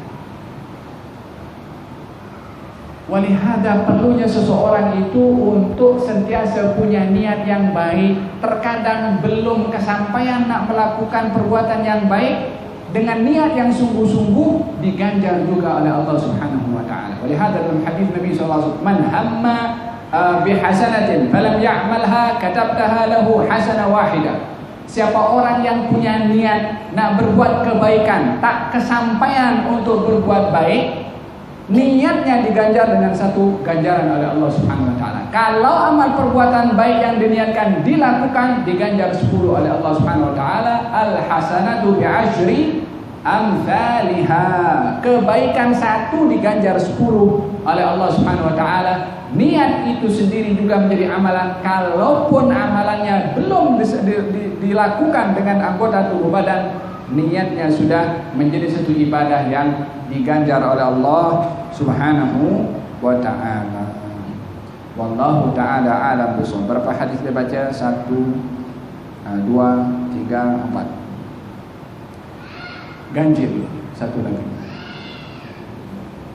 Hadis yang kelima, wa an Abi Yazid Ma'ad bin Yazid bin Akhtas radhiyallahu anhu wa abuhu wa jadduhu sahabiyyun. Qala kana Abi Yazid أخرج دنانير يتصدق بها فوضعها عند رجل في المسجد فجئت فأخذتها فأتيته بها فقال والله ما إياك أردت فخاصمته إلى رسول الله صلى الله عليه وسلم فقال لك ما نولت يا يزيد ولك ما أخذت يا معن. رواه البخاري. Dari Abu Yazid yaitu Ma'an bin Yazid bin Akhnas radhiyallahu anhu, ia, ayahnya dan neneknya adalah termasuk golongan sahabat semua.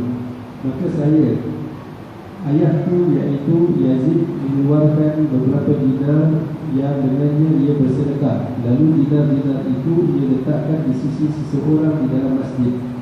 Saya, yakni Ma'an anak Yazid, datang untuk mengambilnya. Kemudian saya menemui ayahku dengan dinar-dinar tadi. Ayah berkata, demi Allah, bukan engkau yang aku kehendaki untuk diberi sedekah itu. Selanjutnya hal itu saya adukan kepada Rasulullah SAW. Lalu beliau bersabda, bagimu adalah apa yang engkau niatkan, hai Yazid, yakni bahawa engkau telah memperoleh pahala sesuai dengan niat sedekahmu itu. Sedang bagimu adalah apa yang engkau ambil, hai Ma'an, yakni bahawa engkau boleh terus memiliki dinar-dinar tersebut kerana juga sudah diizinkan oleh orang yang ada di masjid, yang dimaksudkan oleh Yazid tadi. Riwayat Bukhari. Nah, ini seorang ayah titip duit kepada satu orang untuk disedekahkan. Wahai fulan, ini duit, sedekahkan. Ternyata orang yang datang minta sedekah kepada si fulan yang diwakilkan itu, yang datang anak tuan punya duit, namanya Ma'an. Maka wakil ini bagi duit kepada anak yang titip duit, yakni duit bapak jatuh kepada anak. Maka ketika harta itu dibawa ke rumah, bapaknya kata, ketika diberitahukan kalau anaknya dapat duit daripada si fulan, ternyata si fulan itu dapat amanah daripada bapaknya. Kata bapaknya, aku bagi duit ini harta kepada si fulan untuk diberikan kepada orang lain. Aku tak maksudkan orang lain itu engkau. Kata anaknya mengatakan, tapi aku dah terima. Maka berselisih antara bapak dengan anak.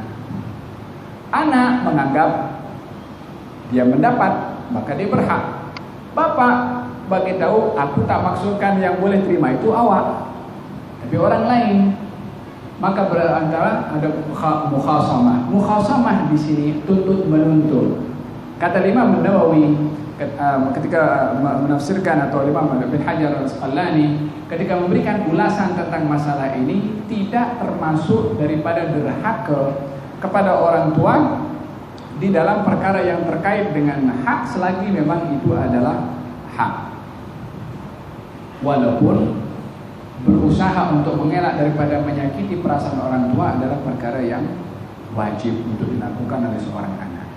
Bila mana akan menyakitkan perasaan orang tua, elakkan daripada menuntut, karena dikhawatiri akan menyakitkan perasaan orang tua. Bila mana ianya adalah merupakan perkara yang tidak menyakitkan perasaan orang tua, ini Yazid ketika ingin menghadiahkan nak dapat ganjaran, takut kalau diberikan kepada anaknya tak dapat ganjaran, itu kerisauan daripada bapak. Maka datang kepada Rasulullah, kata baginda Rasulullah, wahai Yazid, kamu dapat apa yang kamu niatkan, yakni yang nak diberikan kepada orang lain, walaupun jatuh kepada anak kamu sendiri, tetap kamu dapat ganjaran tersebut. Wahai Ma'an, anak kepada Yazid itu, kamu berhak untuk memiliki harta daripada bapaknya, sebab bapaknya bukan bagi langsung, tapi bapak titip kepada satu orang, orang itu yang diamanahkan untuk bagi kepada orang lain hanya diberikan kepada anaknya. Maka dalam hal ini ada beberapa perkara penting. Yang pertama adalah jawazut taukil, boleh mewakilkan, mengamanahkan kepada orang lain dalam pengagihan harta, termasuk dalam harta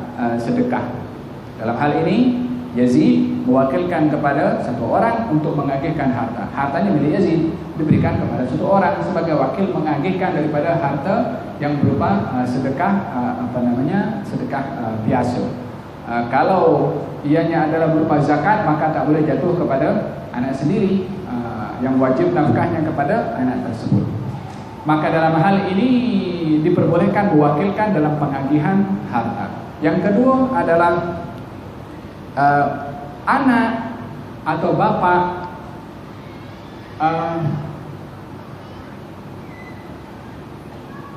tidak mempunyai hak otoriti mutlak untuk menarik balik sedekah, tapi berhak untuk menarik balik hibah. Kalau sedekah, bapaknya tadi tuntut kan, aku tak maksudkan engkau, tapi keputusan Nabi SAW mengatakan kepada bapaknya, engkau dapat ganjaran, tapi harta itu dimiliki oleh anaknya. Berarti hak itu diserahkan oleh Nabi kepada si anak. Dalam hal ini, sedekah yang diberikan oleh bapak yang jatuh kepada anak tadi adalah harta itu menjadi hak milik anak, dan tidak ada hak mutlak bapak untuk menarik balik sedekah yang diberikan kepada anak.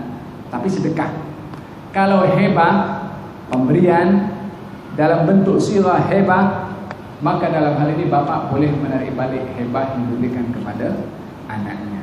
Sedekah tidak, hebah diperbolehkan. Ada yang kedua. Yang ketiga adalah anak bila mana menuntut apa menjadi hak kepada dirinya daripada bapaknya, tidak dikatakan sebagai derhaka kepada orang tuanya bila mana keadaannya seperti ini, yakni tidak sampai menyakitkan perasaan dan hati orang tuanya. Yakni bapaknya nak kebaikan, khawatir kalau kebaikan atau harta jatuh kepada anaknya dia tak dapat apa-apa ganjaran, maka dalam hal ini diperbolehkan untuk berlaku tuntut menuntut dalam batasan yang tidak sampai menyebabkan sakit hati orang tua, maka dalam hal ini adalah diperbolehkan. Ini beberapa perkara yang tercantum dalam hadis ini. Di antaranya adalah Yazid mendapatkan fadilah sedekah kepada sesiapa sahaja, walaupun harta sedekah itu jatuh kepada anaknya sendiri. Wallahu ta'ala alam bisawab. Kita ingin mendengar Al-Ustaz Nasma Ustaz Hasbi kalimatin syuwaya. Saya serahkan mikrofon kepada Ustaz Hasbi.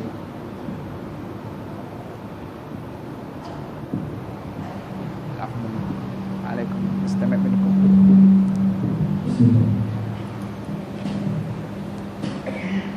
بسم الله الرحمن الرحيم. الحمد لله رب العالمين.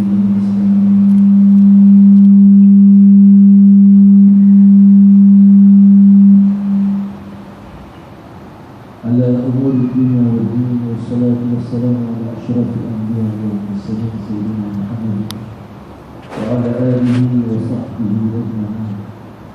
رب اشرح لي صدري ويسر لي أمري واحلل عقدة من لساني يفقهوا قولي. رب أعوذ بك من همزات الشياطين وأعوذ بك رب أن يحضرون. رب إني أعوذ بك من شرور أنفسي ومن سيئات أعمالي. الدعاء بعدها وارض عني فأعطنا محبة آمين. Rasa kesini dan syukur ada doa. kepada hati Zainal Abidin. Yang saya kasihi para jemaah, para pecinta Rasulullah SAW. Yang saya kasihi para pecinta Rasulullah SAW.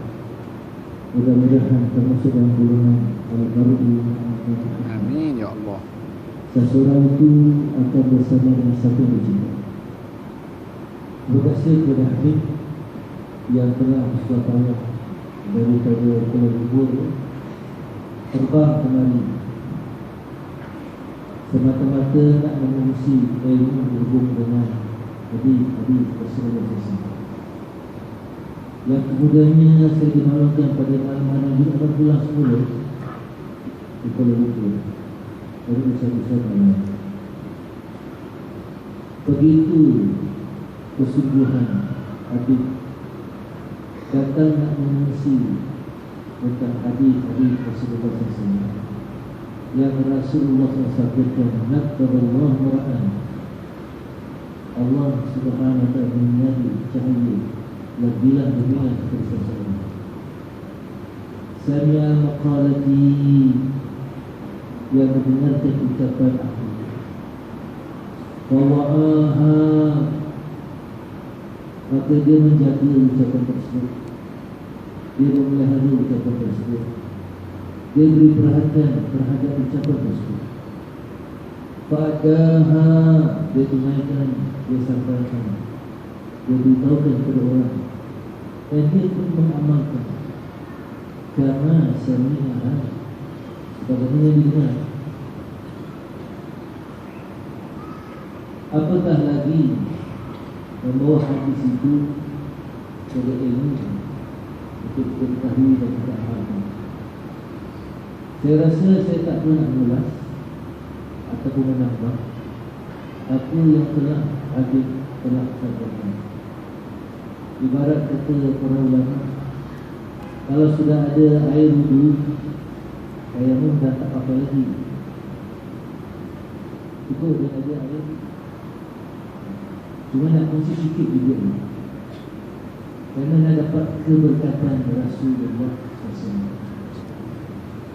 Kerana Allah SWT berfirman, "Kama arsalna ilaikum rasulan minkum yatlu alaikum ayatihi wa yuzakkikum wa yu'allimukum al-kitaba wal hikmah wa yu'allimukum ma lam takunu ta'lamun." Bagaimana kami telah utuskan kepada seorang Rasul, yang mana Rasul yatlu alaikum, dia membacakan ke atas kamu ayatina, ayat-ayat kami. Allah menyebutkan dia membaca dalam bentuk fi'il mudhari', fi'il masa lagi berlaku, belum jadi fi'il madhi, dan tense, dan past tense. Wa yuzakkikum, dan dia mensucikan. Dulu dia berkata, wa yu'allimukum al-kitaba wa hikmah, dan dia ajarkan kamu al-kitab dan hikmah. Wa yu'allimukum ma lam takunu ta'lamun, dan dia mengajarkan kamu apa yang kamu tak tahu. Yang sebenar-benarnya kalau kita faham ayat tersebut, Rasulullah yang membacakan, Rasulullah yang mensucikan, Rasulullah yang mengajarkan kepada kamu Alkitab dan hikmah, dan mengajarkan apa yang kamu tak tahu. Kita ni sudah alat menyampaikan apa yang sudah sampaikan. Jadi dapat berkesanan barakah Rasulullah SAW. Ilmu yang disalurkan tadi mudah-mudahan melalui kita dan dapat kesan daripada ilmu tersebut. Itu saja yang nak kongsikan. Walaupun airnya ada, debu dah tak boleh pakai, tetap dia nak dapat keberkatan Rasulullah SAW. Hadis yang terakhir mengisahkan tentang seorang anak dan seorang bapa, Yazid dan Ma'an. Berbala, boleh tak anak ini terima wang sedekah yang bapaknya niat dan maksud kepada orang lain? Bapa kata, aku tak nak kepada kamu, aku nak kepada orang lain. Si anak kata, aku dah ambil lah.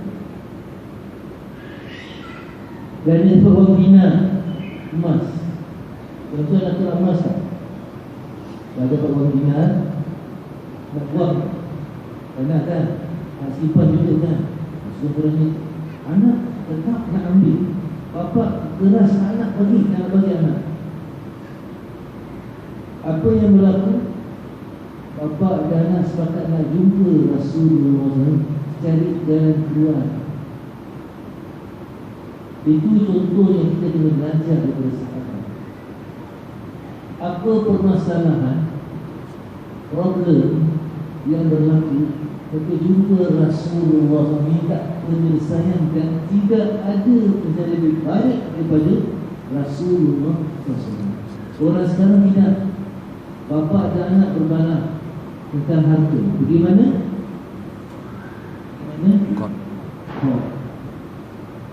Bapa selaman anak, anak selaman bapa. Tak ada berkah. Cari Rasulullah, jumpa Rasulullah, minta penyelesaian. Rasulullah hidup ke mati? Rasulullah hidup ke mati? Tuan-tuan, Rasulullah hidup ke mati? Dia mati bagi orang yang tak ada cinta pada dia. Tapi dia hidup bagi setiap orang yang cinta pada Rasulullah. Apatah lagi kita berselamat. Sejak kita berselamat, Allah berkembali roh Rasulullah hidup. Cuma bagaimana kita nak jumpa Rasulullah SAW? Ini kitab-kitab dia. Bukanlah kitab dia, bacalah kitab dia, minta petunjuk daripada dia. Baca Fatihah, baca selawat, cari penyelesaian. Lalu kitab yang Rasulullah tinggalkan, taraktu fikum amrayni, aku tinggalkan dalam dua perkara. Ma in tamassaktum bihima, selama mana kamu berpegang dengan kedua, lan tadillu abadan, kamu tak akan sesat selama-lamanya. Kitab Allah wa sunnati, kitab Allah dan sunnah. Tapi kebanyakan kita sekarang kitab Allah kita tinggalkan, sunnah Rasulullah kita tinggalkan. Itu jadi masalah. Setiap kita pasti ada masalah. Ada masalah tak? Bapa dan anak ada masalah? Ada masalah. Suami dan isteri ada masalah? Ada masalah. Dia ada tangga ada masalah? Pasti ada masalah. Perkaranya bagaimana menyelesaikan masalah tersebut. Rasul ajarkan kita rujuk kepada Quran, rujuk kepada hadis. Belajarlah seperti ini, insya-Allah. Kitab ya Alhamdulillah. Daripada tahun 78,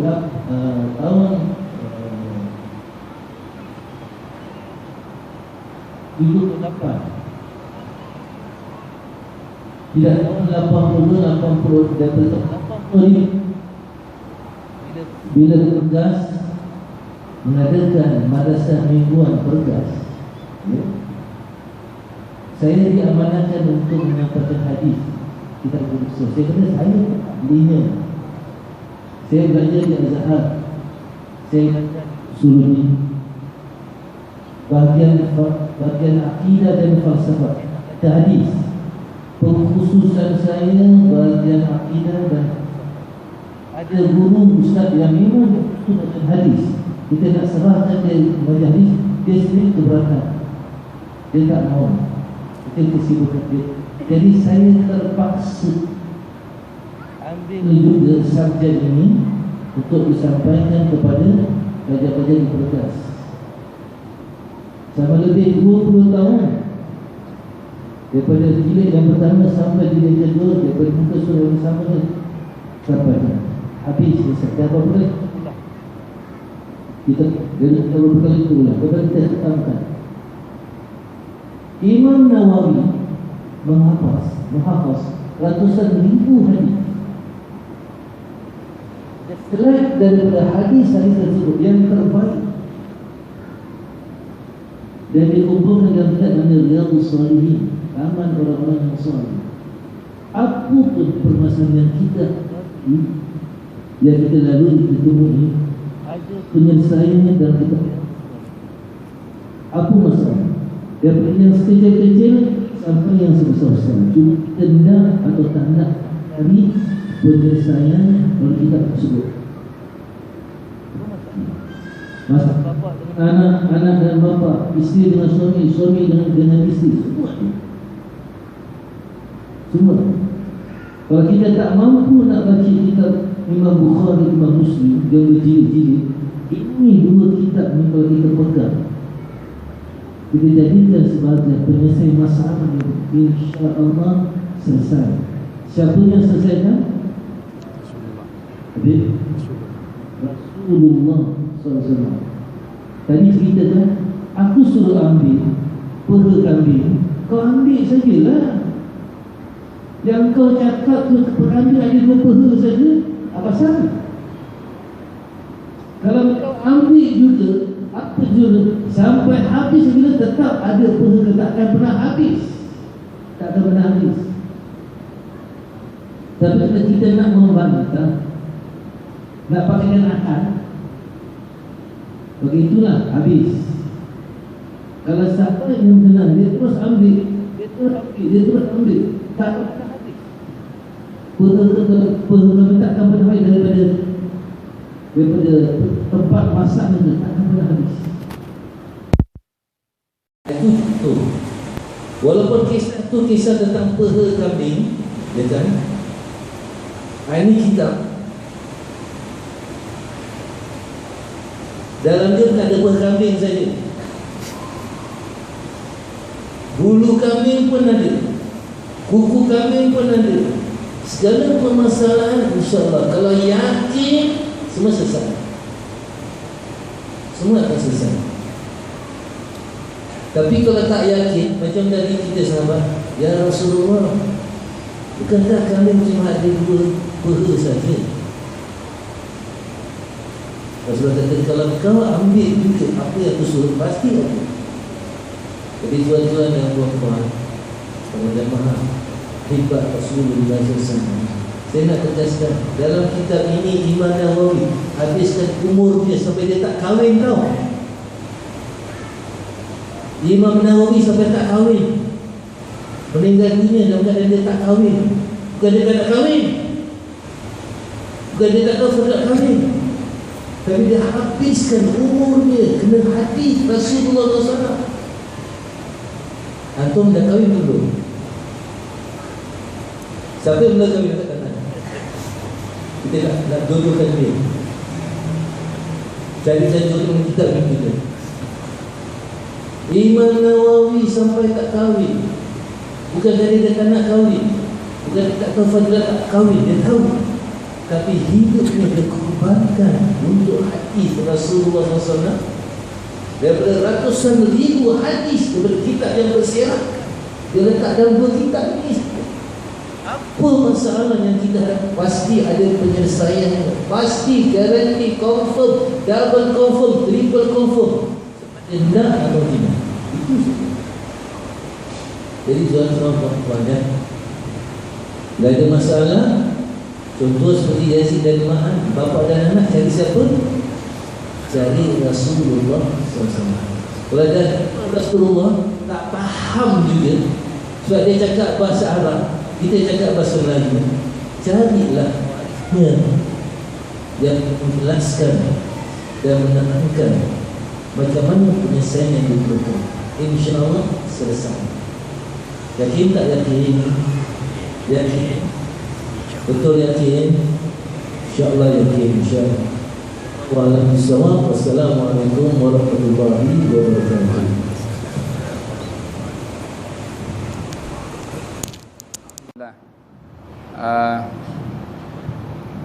dalam fiqh dikata, dalam fiqh ini kalau air musta'mal tak boleh untuk digunakan wudu, kena mesti bertayamum juga.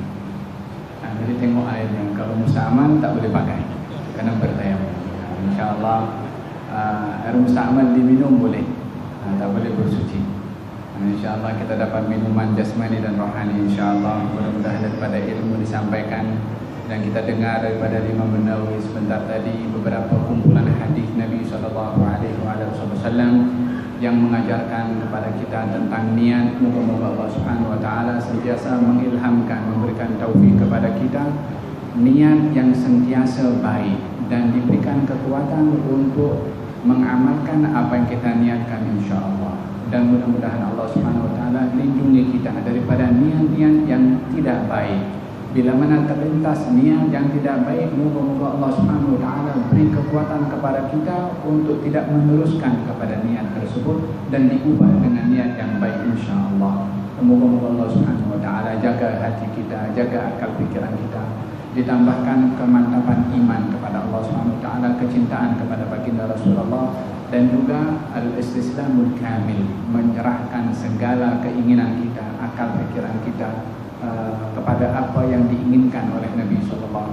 Dan moga-moga Allah Subhanahu Wa Taala kayakan kita dengan ilmu, berikan pemahaman kepada kita insya-Allah. Mudah-mudahan ilmu yang kita dapat hari ini Allah ilhamkan dengan ilmu yang lebih tanpa kita yang belum kita dengar insya-Allah. Itulah bahagian daripada barakah ilmu yang dinamakan ilmu laduni insya-Allah. Moga-moga Allah Subhanahu Wa Taala berkati kita semua yang hadir di sini dengan dihadir oleh ramai para malaikat yang kita tidak nampak, tapi kita yakin sebagaimana Nabi memberitahukan dan doa kita diaminkan juga oleh mereka. Moga-moga Allah Subhanahu Wa Taala ampunkan kita, rahmati kita, bimbing kita, disebut nama kita oleh Allah dengan sebutan rahmat yang diberikan oleh Allah kepada kita, kepada ahli keluarga kita, diridai oleh Allah Subhanahu Wa Taala kita semua, dijadikan oleh Allah golongan orang-orang yang cinta Rasulullah, cinta istri-istri Rasulullah, cinta sahabat Rasulullah, cinta kepada ahli keluarga Rasulullah, cinta kepada orang-orang yang cinta kepada Nabi Muhammad SAW, dan dianugerahkan oleh Allah sikap sopan santun kepada mereka, karena mereka adalah orang-orang yang dimuliakan oleh Allah Subhanahu Wa Taala. Semoga Allah Subhanahu Wa Taala berkati semua ahli jawatan kuasa masjid, al-muhajirin, daripada madrasah al-irsyad, semua pelajar-pelajar. Moga-moga Allah Subhanahu Wa Taala jadikan kita orang yang mendatangkan manfaat untuk orang lain insya-Allah. Moga Allah Subhanahu Wa Taala berkati negeri Singapura ini, dijaga kaum muslimin insya-Allah, diangkat bala daripada kaum muslimin yang di timur dan di barat, disatukan hati-hati umat Islam insya-Allah. Kita yang juga mempunyai saham untuk berdoa kepada Allah supaya Allah mengembalikan keamanan kepada kaum muslimin, bersama-sama kita berdoa kepada Allah Subhanahu Wa Taala. Semoga Allah Subhanahu Wa Taala lembutkan hati orang-orang beriman yang bertelaga, mudah-mudahan dilembutkan hati mereka, diamankan mereka, diberikan ketenteraman oleh Allah Subhanahu Wa Taala. Dan moga-moga Allah yang menganugerahkan keamanan, ketenteraman kepada kita di sini, Allah Subhanahu Wa Taala anugerahkan kita syukur akan nikmat tersebut dan ditambahkan lagi keamanan, ketenteraman oleh Allah Subhanahu Wa Taala insya-Allah. Moga-moga Allah Subhanahu Wa Taala berikan kepada kita husnul al-khatimah insya-Allah. Menjadikan hari yang terbaik oleh Allah adalah hari ketika berjumpa dengan Allah Subhanahu Wa Taala dalam keadaan Allah ridha kepada kita, dalam keadaan Allah sayang kepada kita, dalam keadaan Allah terima kita untuk menjadi hamba yang datang kepada Allah Subhanahu Wa Taala insya-Allah. Ala hadhihi niyya wa kullu sa'ala shamala khair dunya wal akhirah wa ila hadratin Nabi Muhammad sallallahu alaihi wa sallam. Al-Fatihah.